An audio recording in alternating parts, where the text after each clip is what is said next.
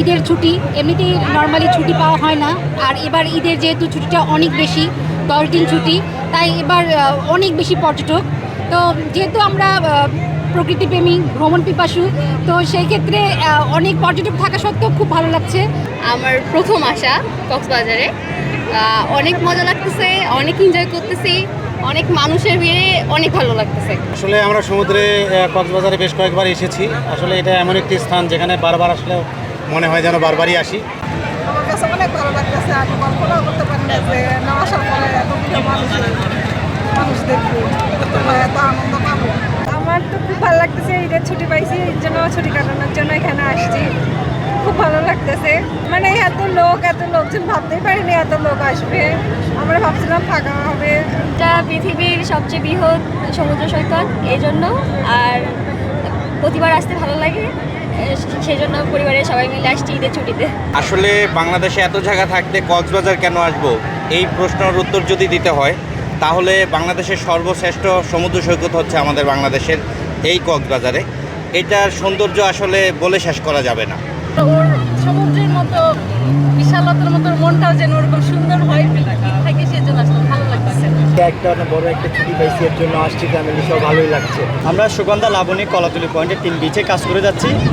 আমরা যারা লাইফগার্ড আছি সবসময় ট্যুরিস্টদের নিরাপত্তায় কাজ করে থাকি। আমাদের লাইফগার্ডের পাশাপাশি আমাদের ভলান্টিয়ারও কাজ করে যাচ্ছে।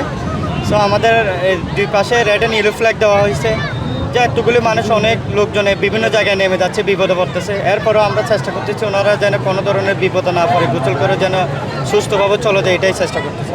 এখানে একটা গুপ্তকাল রয়েছে, গর্ত রয়েছে। এখন সকালেও 2জন মানে হাসপাতালে পাঠাইছি আমরা।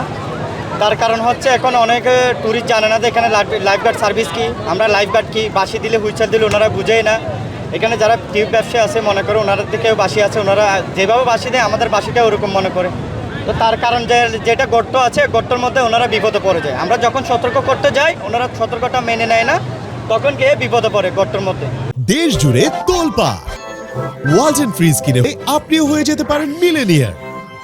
বন্ধটা আছে, এই বন্ধটা কিছুদিন থাকার কারণে আমরা যেভাবে ট্যুরিস্টদের আশা করছিলাম আগামী 2-1 দিন এরকম কিন্তু খুব ভালো বুকিং আছে। তবে 13-14 এই বুকিংগুলো আমরা আশা করছি, যেহেতু 2-1 দিন সময় আছে, আমরা আমাদের প্রত্যাশা অনুসারে আমরা এই বুকিংগুলি পাবো আশা করছি। কিন্তু এই 4 দিন মোটামুটি কক্সবাজারে ভালোই পর্যটকের সাড়া দেখা যাচ্ছে এবং আমাদের রুম 4 দিনই 100% বুকিং আছে। আজকে সকাল থেকেই এখন পর্যন্ত প্রায় 1.5 থেকে 2 লাখ লোকের সমাগম হবে। তো সেক্ষেত্রে আমরা বিচের নিচে উপরে সার্বক্ষণিক নিরাপত্তায় আমরা নিয়োজিত আছি। এর মাঝে 2টা বাচ্চা হারাই গেছিলো, আমরা উদ্ধারপূর্বক তাদের অভিভাবককে বুঝাই দিছি।